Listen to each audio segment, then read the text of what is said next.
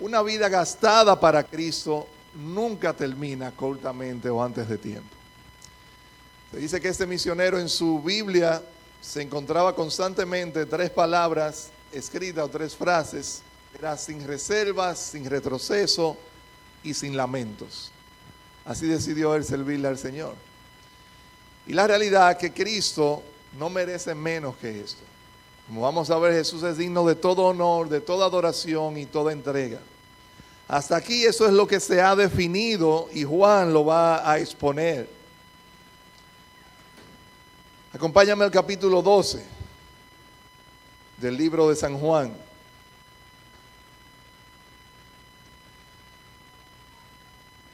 Dice desde el versículo 1, 6 días antes de la Pascua, vino Jesús a Betania, donde estaba Lázaro, el que había estado muerto, y a quien había resucitado de los muertos. Y le hicieron allí una cena. Marta servía y Lázaro era uno de los que estaban sentados a la mesa. Entonces María tomó una libra de perfume de nardo puro de mucho precio y ungió los pies de Jesús y los enjugó con sus cabellos, y la casa se llenó del olor del perfume. Vamos a dejarlo hasta ahí, y nuestro primer punto será en honor a Jesús. En honor a Jesús. Poniendo todavía más en contexto el pasaje, hasta el capítulo 12, Juan ha abarcado ya 3 años del ministerio de Jesús. Gracias. 3 años del ministerio de Jesús. Eso implica que lo que falta de aquí en adelante es básicamente una semana del ministerio de Jesús, literalmente. Así está dividido San Juan. Hasta el capítulo 11 completo son 3 años del ministerio. Y Juan empieza diciendo: 6 días antes de la Pascua vino Jesús a Betania. O sea, 6 días antes de la Pascua, y recuerda que él fue justamente sacrificado o muerto en la Pascua. Eso ocurrió el sábado. Luego de eso es que viene la entrada a Jerusalén, que fue domingo, y de ahí el famoso Domingo de Ramos, que, como le llaman algunos. Es básicamente una semana, es lo que se va a abarcar desde el capítulo 12 hasta el capítulo 21 en adelante. Está una parte ya cuando es resucitado, evidentemente. Pero Juan se encarga de dejar claro que esta es, digamos, la última semana que le queda a Jesús. Y resulta que entonces en Betania, tú recordarás, de donde él había salido luego de la resurrección y se había ido a la zona de Efraín, como dice en el versículo 54 del capítulo 11, dice que se alejó de allí, de Betania, a la región contigua al desierto, a una ciudad llamada Efraín, y se quedó allí con sus discípulos. Y estaba cerca la Pascua de los judíos. Y entonces Jesús regresa luego a Betania. Pero recuerda que ya desde ese momento algunos ya le habían contado a los líderes en Jerusalén lo que había acontecido con Lázaro. Y desde ahí en adelante a Jesús lo quieren prender, como traduce la Reina Valera, o lo quieren detener o meter preso para matarlo. Y bueno, en Betania entonces celebran una cena en honor a Jesús, dice versículo 2, y le hicieron allí una cena. Le hicieron, refiriéndose a Jesús. El libro de Juan no comenta en qué casa se hace la cena, pero Mateo y Marcos en el capítulo 14 y capítulo 26 detallan que cuando tú lees Juan, tú pudieras pensar que fue en la casa de Lázaro, Marta y María, pero Juan no dice eso. Pero Mateo y Marcos sí dan detalles de que la celebración fue en la casa de un hombre llamado Simón, el leproso. Lo que te da a entender que en esa cena no solamente estaba Marta, María y Lázaro, sino que habían varios invitados a dicha cena. Y Destaca el pasaje, Marta servía, bueno, primero destaca donde estaba Lázaro en Betania, el que había estado muerto y a quien había resucitado de los muertos. Juan de nuevo está enfatizando lo que ha pasado en el capítulo anterior. Este hombre estaba muerto y luego él vuelve y enfatiza a quien había resucitado de los muertos. Mira que lo menciona como 2 veces, porque él dice el que había estado muerto, y luego a quien había resucitado de los muertos.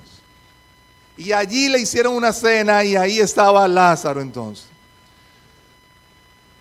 Mira, si tú te sentaras a cenar con una persona resucitada, óyeme, tú tendrías toda la pregunta del mundo que hacerle a esa persona. O sea, esa persona probablemente sería el centro de atracción de la cena. Y yo no dudo que a Lázaro le preguntaran, mira, ¿qué tú viste? ¿Qué tú sentiste? ¿Tú te asustaste? ¿Tú no te asustaste? Todo eso. Pero la razón de la cena no era Lázaro, era Jesús.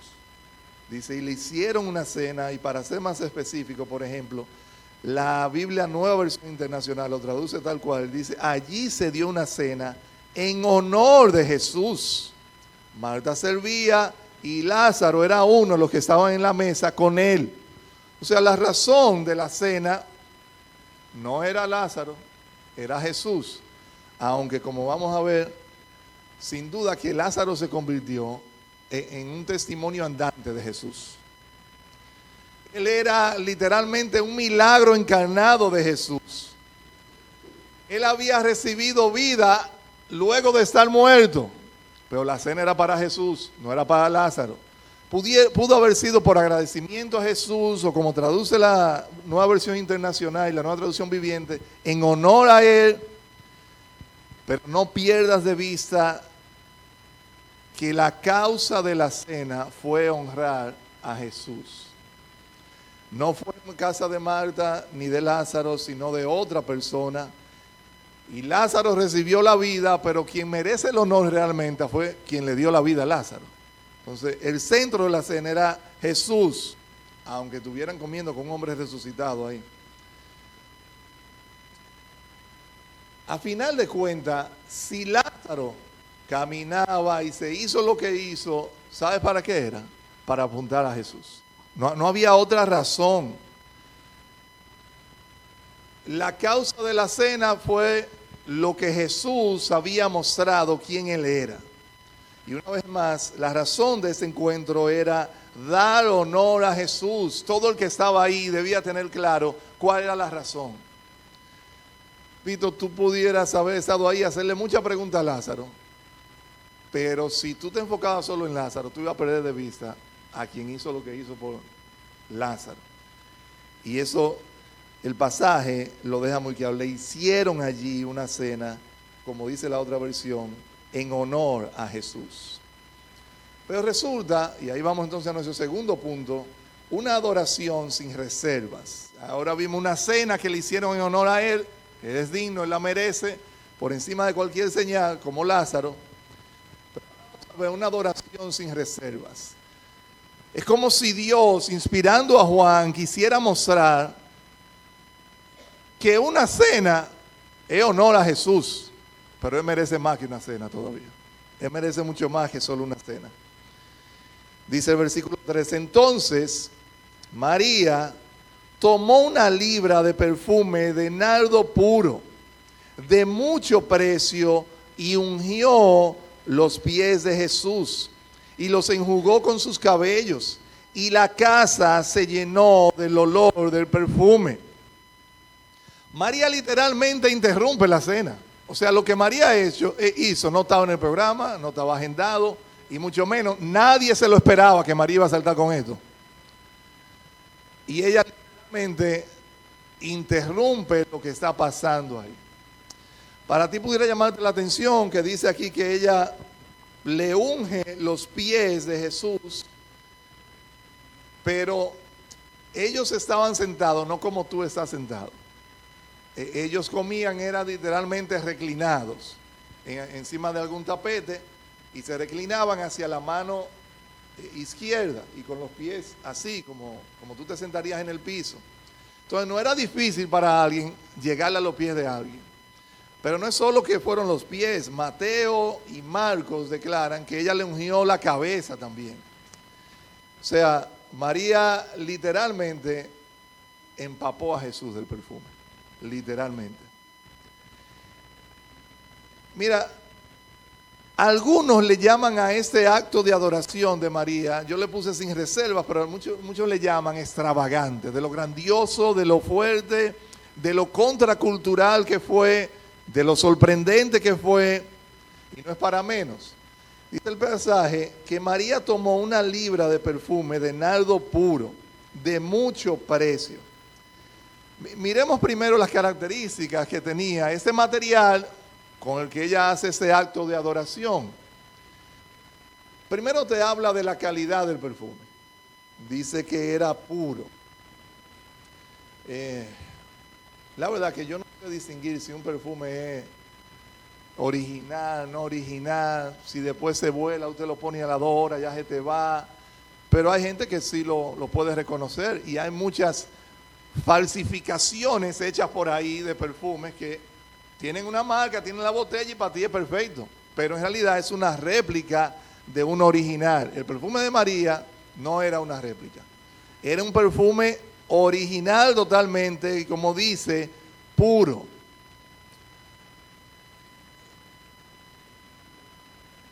El pasaje dice que el perfume llenó la sala. O sea, era lo suficientemente puro como para llenar el salón. Y no piensen en un salón cerrado. Era un salón donde probablemente había apertura, habían ventanas abiertas. De hecho, se dice que cualquiera que pasara por la calle podía verlos a ellos ahí. Y él se llenó de todo el olor de él. Entonces, era de mucha calidad. Plinio, un historiador antiguo, hablando del nardo, dice que era una fragancia muy dulce y muy fuerte, y que era de color rojizo, mejor dicho. O sea, la calidad era innegable del perfume. Juan se encarga de decir que era de mucho precio. Pero antes de hablar del costo, porque otro personaje va a opinar sobre el costo, mira la cantidad del perfume. Esta versión dice 1 libra de nardo puro, o sea, era puro.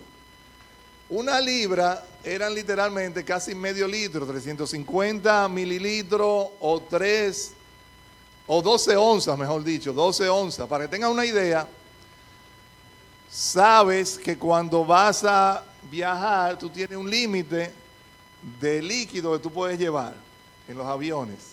Algunos quizás lo saben, quizás otros no, pero tiene un límite de líquido que tú puedes llevar. Ese límite son aproximadamente 3.5 onzas. Es un perfumito cualquiera. Un perfumito cualquiera. Una cremita cualquiera. Son 100 mililitros en total. María le echó 350 mililitros. O sea, haz la cuenta, fue 10 veces la otra cantidad de un perfume muy puro. O sea, era una gran cantidad. Mira, imagínate, yo recuerdo que en mi casa se hacía una historia de que mi abuelo, cuando, papá de mi mamá, mi papá a veces cogía del perfume de él y se echaba perfume, y mi abuelo le decía, y no quiere una toalla para que te seque. Porque, y tú sabes que el perfume lo que es un chin, a final de cuentas. Imagínate 1 libra, 350 mililitros de esto, vertido sobre Jesús. Ya tú puedes entender cómo se llenó toda la casa del olor del perfume. Ahora, mire el contraste. Recuerda que en el capítulo anterior, solo a modo de anotación, el olor ¿cómo era? Terrible. 4 días muerto. Y aquí hay fragancia ahora. Porque ya Jesús va llenando el lugar. Pero no es solo que era de buena calidad y de gran cantidad, sino que era de un alto precio, dice el pasaje. Un costoso perfume, dice Juan, de mucho precio. Tenemos a Judas, quien se encarga de darle un valor, aunque Marcos y Mateo agregan el número también, pero es Judas en el capítulo de Juan quien dice que podía venderse por 300 denarios, dice Juan, o sea, Judas. Él calcula y ese es el precio por el que podía venderse ese perfume. Eso a ti probablemente no te dice nada. Pero vamos a tratar de extrapolarlo un poco. Hace poco, muy poco, yo le dije a mi esposa que quería un perfume. Los perfumes a mí me duran hasta 10 años. Yo casi no uso perfume. De hecho, si me huele hoy es por el pasaje. Me lo puse por el pasaje, literalmente, un perfume. Porque pretendía tirar un perfume aquí que se rompiera y que llenara la casa, pero no, déjame echármelo nomás solamente. Y cuando yo busco el precio del perfume, para mí era demasiado, o sea, $500. Yo le digo a mi esposa sorprendido, pero mira, un perfume $500, o sea, esto no puede ser. Y dice mi esposa, no, pero el perfume es mucho más caro de ahí, o sea, tú tienes que saber que eso... Y yo luego investigué, por ejemplo, y de esa misma marca, pero otra línea, por ejemplo, hay un perfume de ese mismo que yo quería, que cuesta literalmente $1 millón. Y dije, no, pero qué locura es esta. Y en ese ranking que busqué, el más barato costaba, en el top 10, $1.500 la onza. O sea, una onza, $1.500. Imagina el perfume que ella le echó, que se dice que solamente podía venir de la India, o sea, de kilómetros o millas lejos de donde yo estaba. Es decir, que era una rareza. El mismo pote donde estaba, porque mirando la lista, habían perfumes que valían todo el precio, porque también el pote era de oro, todo eso. Marcos y Juan y Mateo dan el detalle de que el pote era, o el frasco, de alabastro, que era una especie de piedra parecida al mármol. Entonces, era mucho dinero lo que costaba. Piensa que 300 denarios era lo que se ganaba un obrero normal en todo un año de trabajo. Extrapolando el precio, hoy día rondaría desde los $18,000 hasta los $25,000 el perfume, sin ningún cómodo, poniéndolo barato, a precio de ganga, literalmente. Entonces, lo que ella hace fue con algo que era extraño, o sea, no aparecía fácil, probablemente eso lo hacía todavía más caro, de mucha calidad y en gran cantidad. O sea, no era menos que esto. María no escatimó esfuerzo en venir con esto, que de hecho muchos, y probablemente María tenía eso como una especie de ahorro. Imagínate como tú tienes un certificado financiero o que tú tienes oro o dólares. Probablemente eso era esto lo que María tenía. No sabemos cómo lo consiguió, de dónde vino. El punto es de que era algo de mucho precio. 300 denarios, como te digo, era lo que probablemente alguien hubiera trabajado durante todo un año. Ahora, Judas fue quien le puso el precio. Eso era mejor, darlo a los pobres.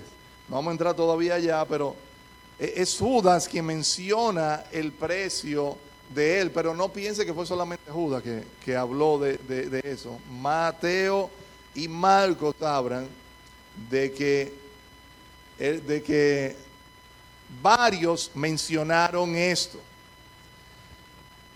Ahora, la entrega de María no se limitó solamente a una entrega material. El pasaje dice que ella ungió los pies, y recuerda, Mateo ya dice y Marcos que fueron la cabeza también, fue muy fácil porque Jesús estaba como ahí en el piso, y dice entonces, y los enjugó con sus cabellos, y la casa se llenó del olor del perfume. María no solo entregó lo material, sino hay como una entrega de ella misma hacia Jesús. Los enjugó con sus cabellos, los secó con sus cabellos. Aquí lo hemos mencionado antes, pero tú recordarás que cuando alguien llegaba de visita a un hogar, era costumbre que le limpiaran los pies, y esa función la hacía regularmente la persona que era considerado un esclavo o el sirviente del hogar.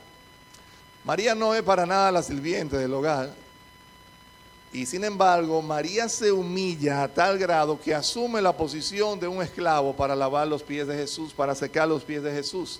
Pero no lo hace con una toalla, sino que lo hace con sus propios cabellos. culturalmente lo que María estaba haciendo no era bien visto. O sea, que María se soltara el cabello y comenzara a enjugar los pies de Jesús, ya que ella se soltara su cabello, exhibiera el cabello en esa época, era mal visto. Supone que solo el esposo podía tener ese acceso a los cabellos de la mujer. Y Jesús aquí recibe el secado del perfume, ya todo con una fragancia tremenda de la misma María.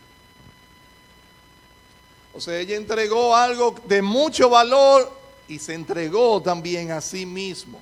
Pero mira cómo María está haciendo lo que en el capítulo que sigue, capítulo 13, Jesús mostraría que ellos debían hacer con otros, limpiar los pies de los discípulos y de otros siervos. Literalmente María se puso al total servicio y adoración del Señor. Comentando sobre eso, Charles Spurgeon dice: el perfume era muy costoso, pero no le había costado un centavo de más ahora que podía usarlo para él. Había una libra de pero no era demasiado porque se trataba de Jesús.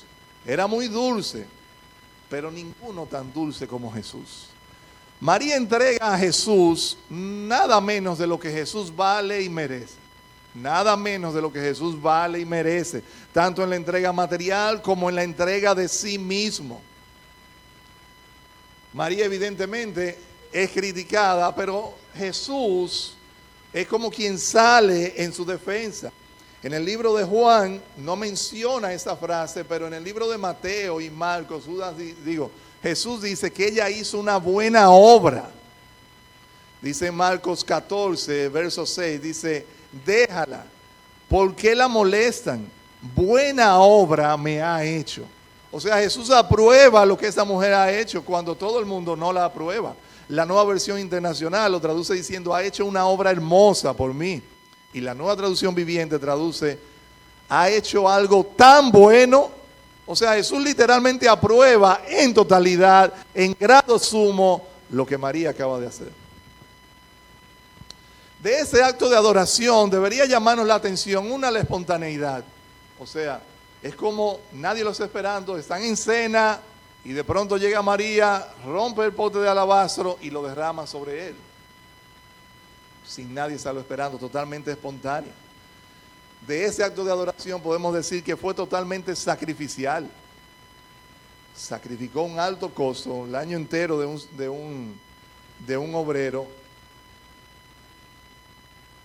Espontáneo, sacrificial, pero también fue pública. O sea, a María no le dio ningún temor ni vergüenza exponer un grado de adoración tan extravagante y sin reservas hacia Jesús delante de todo mundo. Y como dije hace un momento, fue extravagante y fue sin reservas.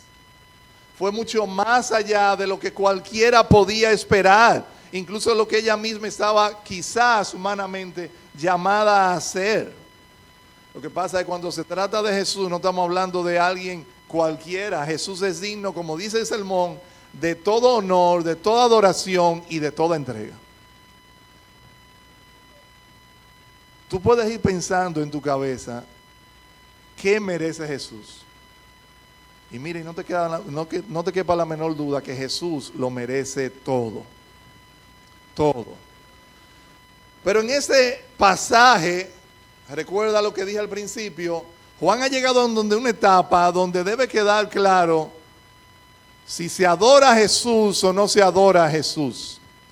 La etapa de las señales ya ha pasado. Y ahora comienza a verse quién está con Jesús y quién no está con Jesús. Dice Juan: y dijo uno de sus discípulos, versículo 4, Judas Iscariote, hijo de Simón, y Juan subraya, el que le había de entregar, dijo: ¿por qué no fue este perfume vendido por 300 denarios? Ahí es el costo. Y dado a los pobres. Y Juan añade: pero dijo esto no porque se cuidara de los pobres, sino porque era ladrón.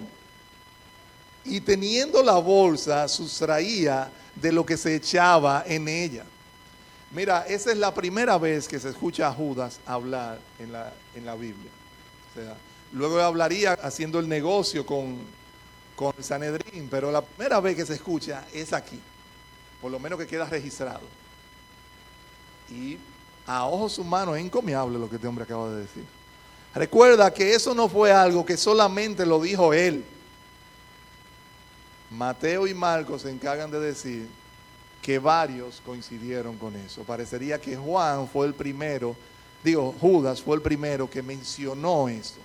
Así como cuando dice que Pedro daría su vida por él, cuando Cristo le va diciendo lo va a negar, dice la palabra que otros coincidían con Pedro también. Sí, yo también. Pero Pedro fue el primero que lo mencionó.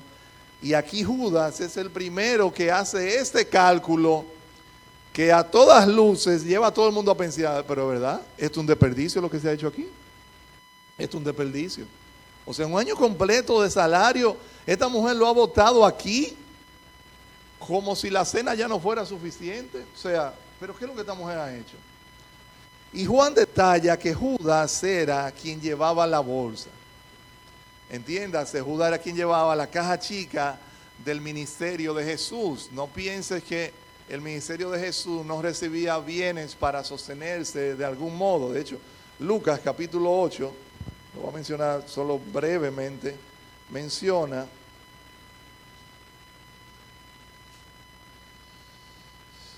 versículo 2. Y algunas mujeres que habían sido sanadas de espíritus malos y de enfermedades, María, que se llamaba Magdalena, de la que habían salido 7 demonios, Juana, mujer de Chuza, intendente de Herodes, y Susana, y otras muchas, le servían de sus bienes. O sea, habían ofrendas al ministerio de Jesús. Y quien administraba eso era nada más y nada menos que quien hace el cálculo aquí, Judas. Por eso él dice que llevaba la bolsa. De hecho, cuando el Señor está anunciando que uno lo va a traicionar y él le dice a Judas, lo que vas a hacer, hazlo pronto, todos pensaron que Jesús le estaba diciendo fue que fuera a comprar al mercado para los preparativos de la cena. Porque era que manejaba la bolsa. Pero resulta que detrás de la declaración de Judas no hay filantropía ni compasión por los pobres. Juan dice en el versículo 6, pero dijo esto no porque se cuidara de los pobres, no es que le interesaban los pobres, es que si entraba esta cantidad al ministerio de Jesús, él iba a poder sustraer una cantidad mayor, sin que se notara que estaba faltando de la caja. Cuando hay mucho no se nota casi. Sino porque era ladrón y teniendo la bolsa, o sea, la administración de las finanzas, sustraía de lo que se echaba en ella. Judas es la clara muestra, o esa es en la clara muestra, mira, de que todo acto de adoración verdadera, para quien no ama a Jesús, quien no valora a Jesús, le va a parecer sumamente exagerada. Quien no sabe quién es Jesús, cualquier acto de entrega, de sacrificio por causa de Jesús, cualquier causa de renuncia por causa de Jesús, le va a parecer exagerada. ¿Por qué no se dio eso a los pobres? O sea, eso te dice la valoración que ese hombre tenía de Jesús, quien acaba de resucitar a Lázaro, quien ha demostrado que es Dios. Y muchos apoyaron a Judas. Quien no ama a Jesús nunca va a entender lo que un cristiano hace por causa de Jesús, y de hecho lo va a criticar y lo va a considerar un desperdicio, una pérdida de tiempo. De ahí aquello de que, ¿y para qué ir tanto a la iglesia? El gran problema, ¿tú sabes cuál es? Que el creyente muchas veces, me acuerda, hay una fábula del oso, la mona y el cerdo, de un autor que se llama Tomás Iriarte. Se dice que hay un oso bailando, intentando hacer un baile, y al lado hay una mona que es una experta bailarina. Y el oso le dice, ¿qué te parece? Y la mona le respondió, muy mal, le dijo la mona. Y entonces el oso dice, pero ¿qué pasa? No muevo bien el pie, no muevo bien la cintura, ¿qué pasa? Y en eso se escuchó a un cerdo aplaudiendo el cerdo. Y el cerdo dijo, bravo, bien va, bailarín más excelente, no se ha visto ni verá, dijo el cerdo. O sea, maravillado el cerdo con el oso. Y el oso se puso a pensar y dijo, bueno, cuando me desaprobaba la mona, yo llegué a dudar. Pero ahora que el cerdo me alaba, muy mal debo yo bailar, dijo el cerdo. Y el autor de la fábula termina diciendo, si el sabio no aprueba, malo. Pero si el necio aplaude, peor todavía. Mira, el creyente debe tener cuidado que la forma como vive la vida cristiana no sea muy parecida a como vive el mundo. Mira, si el mundo no rechaza como tú estás viviendo la vida cristiana, deberíamos revisar cómo estás viviendo la vida cristiana. Pudiera ser que lo que tú crees sobre Cristo y cómo debería adorarse a Jesús y entregarse a Jesús coincide perfectamente con lo que creen los impíos.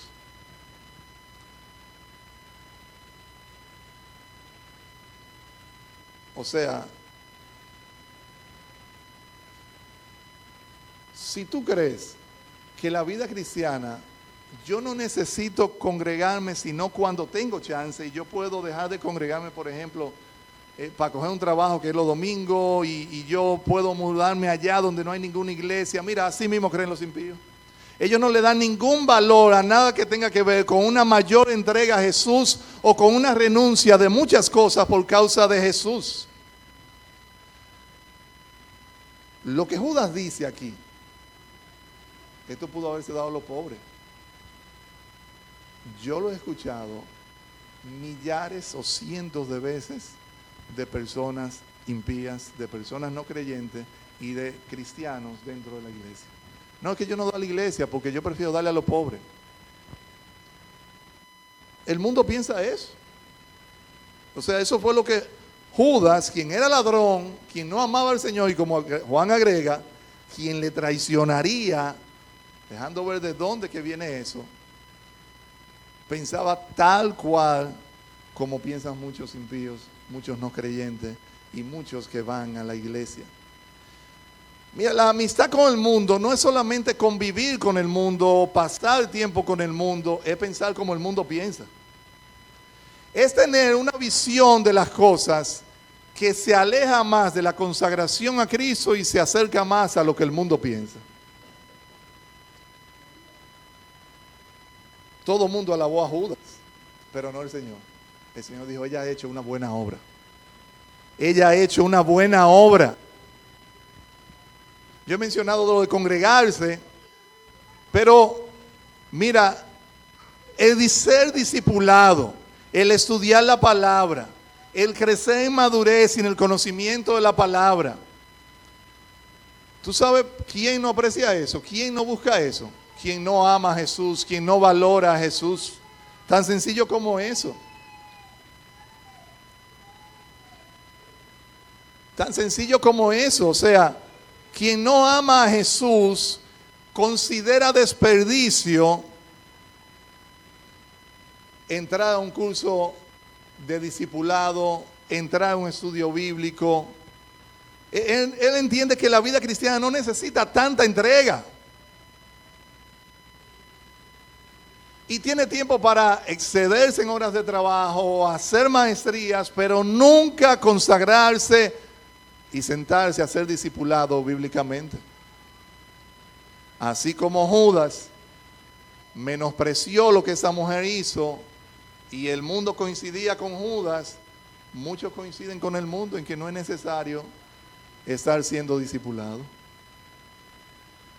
Muchos entienden, hablando del mismo tema de finanzas dentro de la iglesia, que a la iglesia no hay que darle, que esos son inventos. Así piensa el mundo. Mira, y tú te llamas cristiano, tú no vas a tener ningún problema con ofrendar para Dios, con diezmar para Dios.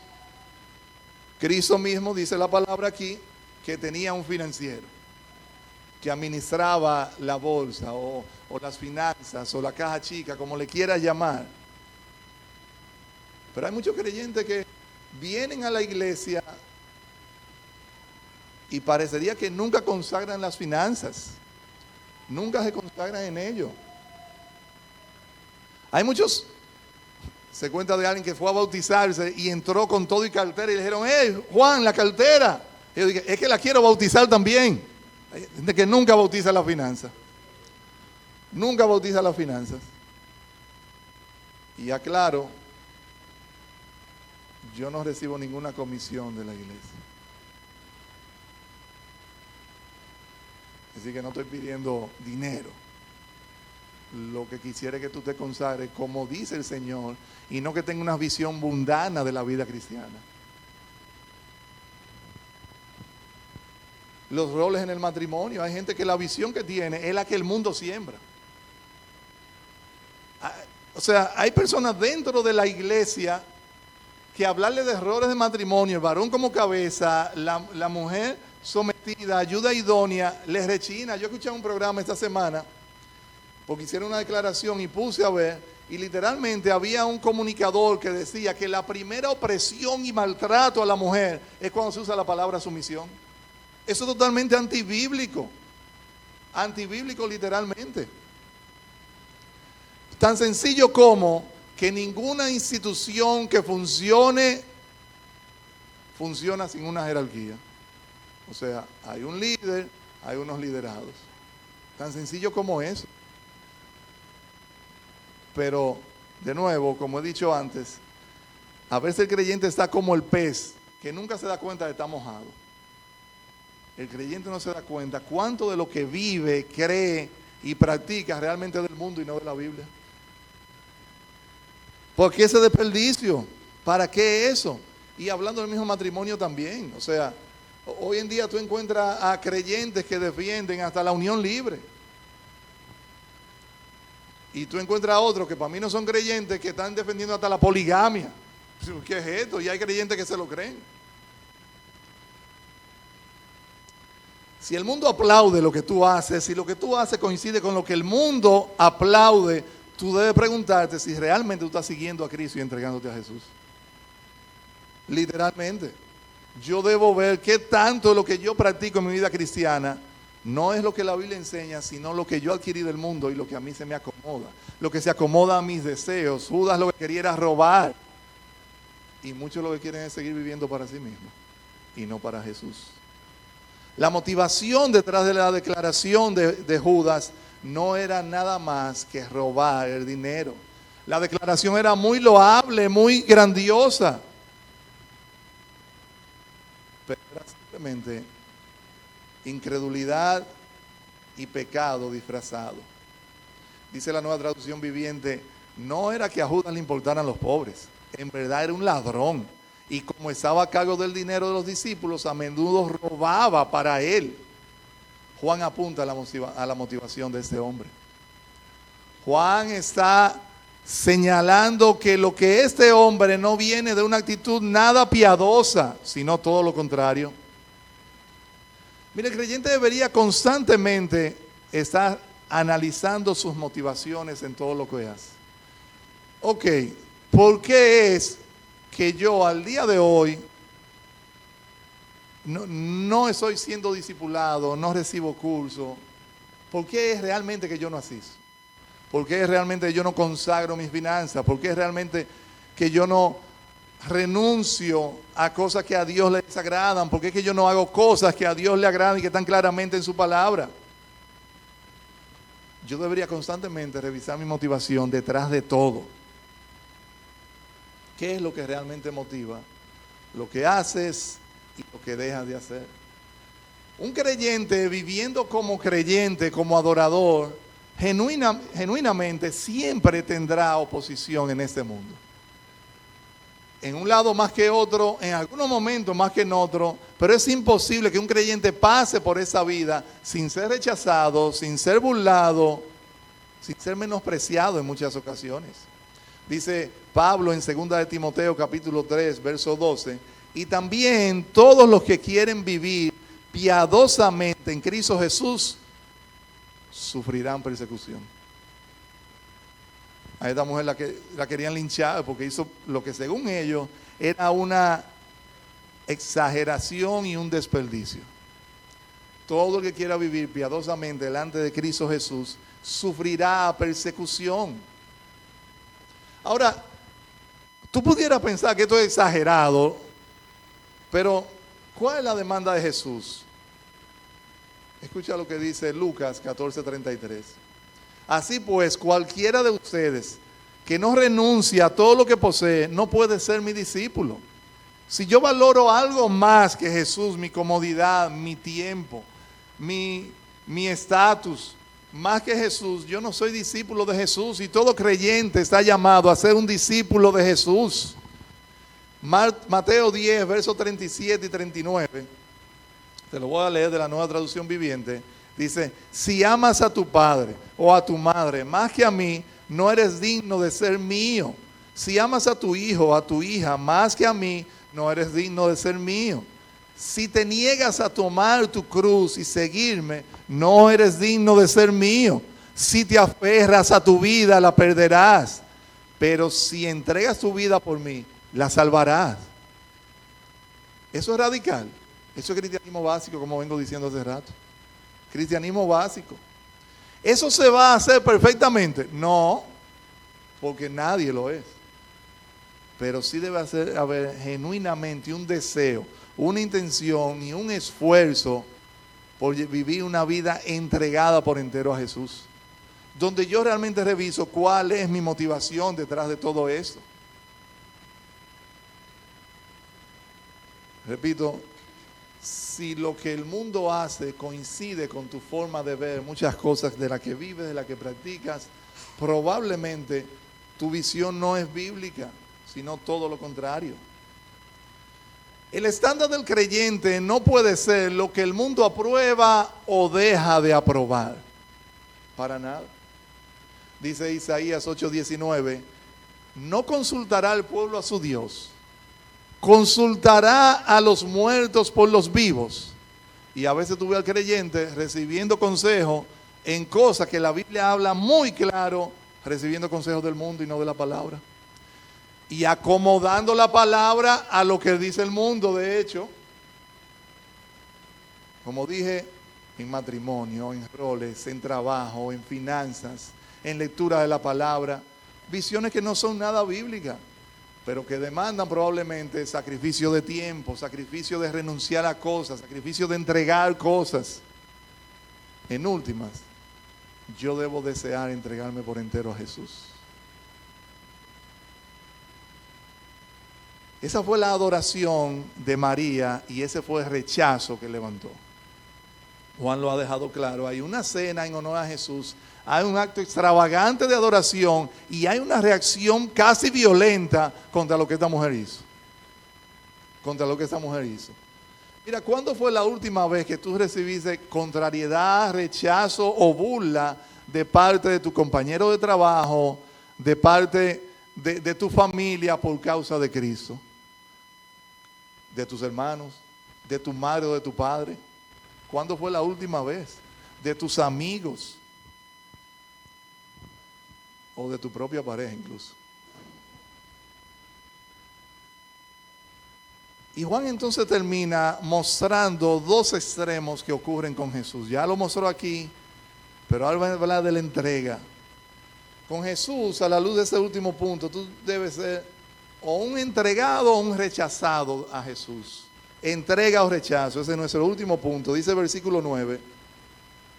Gran multitud de los judíos supieron entonces que él estaba allí y vinieron, no solamente por causa de Jesús, sino también para ver a Lázaro, a quien había resucitado de los muertos. Una vez más, él lo menciona. Pero los principales sacerdotes acordaron dar muerte también a Lázaro, porque a causa de él, muchos de los judíos se apartaban y creían a Jesús. Mira, si algo te muestra este pasaje, es que el mundo de la maldad no es nada tibio. O sea, vamos a matar a Jesús, pero no solo a Jesús, también hay que evidencia que Jesús es real. No es nada tibio. Mira, iglesia, cuando Efesios habla de que nosotros libramos una batalla espiritual, Efesios capítulo 6, es porque es una batalla espiritual. Es una batalla espiritual donde se aborrece y se odia verdaderamente a Jesús y a todo aquel que evidencie que está con Jesús. No es para menos. Si el mundo no te aborrece, como dije, si tú no has sido rechazado, burlado, cuidado que tu estilo de vida no coincida demasiado con como el mundo es. Hasta lo que se ha revelado queda claro que hay dos caminos a seguir y gente que sigue un camino sigue otro. No hay puntos intermedios. Uno no valora la adoración porque no valora a Jesús, y de hecho, ese que no valora a Jesús y que dice que fue un desperdicio, terminaría aliándose con aquellos que lo quieren matar. ¿Tú ves cuál es el problema de la tibieza? Y de tú creer en esto sí, en esto no. Y yo llego hasta aquí, yo no quiero compromiso. Es que a final de cuentas no hay una consagración total a Jesús, sino que es circunstancial, lo que la circunstancia amerite, lo que las emociones ameriten o lo que el momento amerite. Vi una frase en una película recientemente, ni siquiera la voy a mencionar porque la película es muy mala, yo no la vi, no niego que la vea, pero es mala por la cosmovisión que transmite. Pero esta frase vale la pena tomarla. Un rey que le va a ceder su puesto a otro, le dice al otro: tú eres dueño de tu propia alma. Cuando tú estés delante de Dios, no va a valer decir que yo hice lo que me mandaron o que en el momento hacer lo correcto no era conveniente. Cuando tú estés delante de Dios, mira, nada de eso va a valer. O sea, tú te verás cara a cara con el Señor, estando entre aquellos que se entregaron a Jesús o entre aquellos que lo rechazaron a Jesús. Tú o crees en este hombre revelado aquí y te entregas a él, o tú le rechazas. No hay como tú tener un término medio con Jesús. Judas no lo valoraba digno de una ofrenda, de un servicio de adoración tan grande, y este grupo lo quería muerto. Para uno, Judas era un desperdicio, y para esto no vale la pena tú renunciar a lo que crees, renunciar a tu estatus por causa de Jesús, sino al contrario, yo tengo que matar a todo aquel que aparte de mí para irse con Jesús. O sea, yo voy a matar a Lázaro, porque Lázaro ahora era una evidencia viva de que Jesús era Dios. Dice un puritano del año 1600 llamado John Trapp: ¿qué locura tan grande era esta? Tomar armas contra el mismo cielo, buscar asesinar a un hombre solo porque Dios lo había revivido. Y eso estaban haciendo esta gente. Pero no era porque odiaran a Lázaro, era porque odiaran a Jesús. Era porque odiaran a Jesús. Y si tú estás en Jesús, tú vas a ser rechazado muchas veces. Y si tú estás con Cristo, de ti se van a burlar. Mucha gente viendo a Lázaro creían, se apartaban de esos y creían en él. Tú ves cómo el pasaje sigue enfatizando que a final de cuentas, creer en Jesús implica una entrega.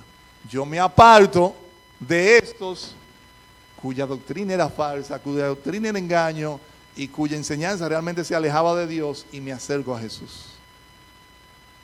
Y me acerco a Jesús. Eso es una clara muestra de cómo funciona el arrepentimiento. Yo iba hacia acá y ahora giro hacia acá. Yo antes era blasfemo, mal hablado, airado, enojado, y yo me aparto para seguir a Jesús. Toda entrega a Jesús implica una renuncia de algo. Toda entrega a Jesús implica una entrega de algo.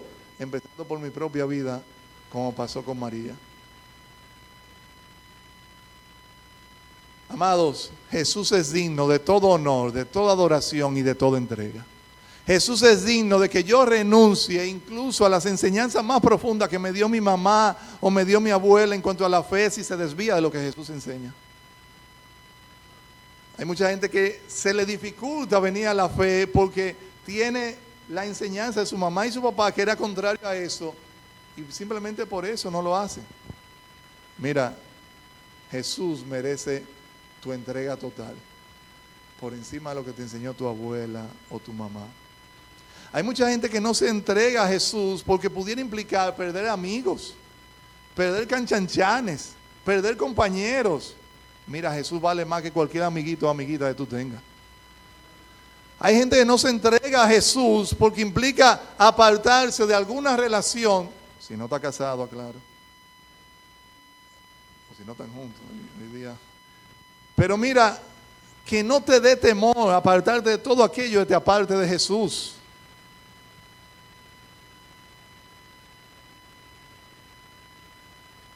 Eso pudiera ser hasta un trabajo.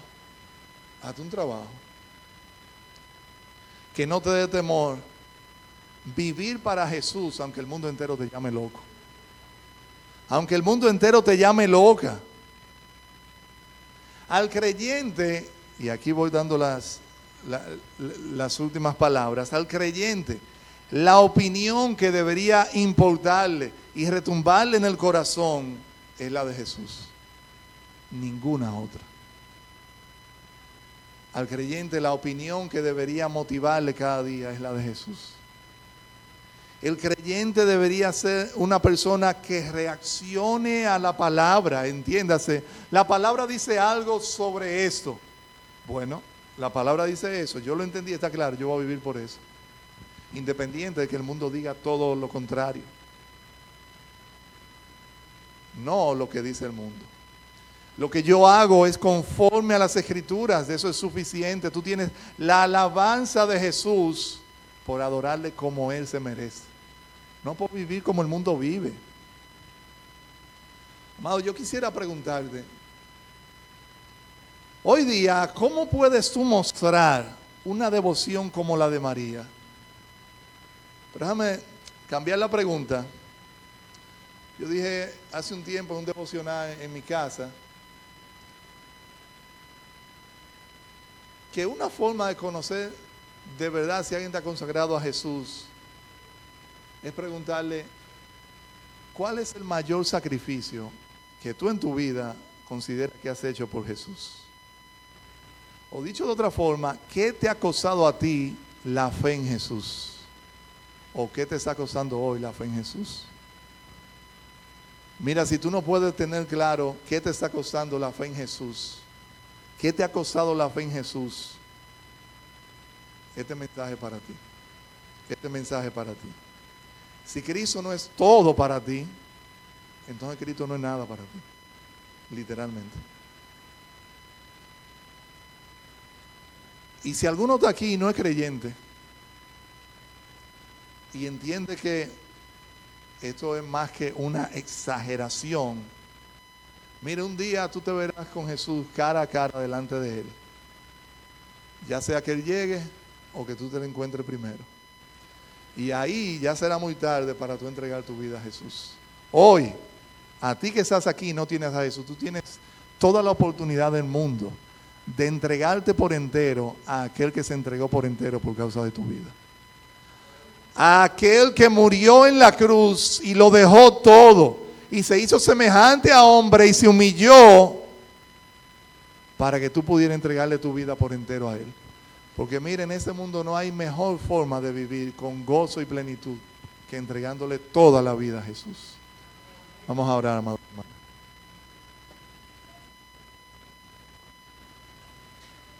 Y si tú le entregas toda tu vida a Jesús, y si tú creyente estás aquí, tú recibirás la alabanza del Señor como con María. Ella ha hecho una obra hermosa.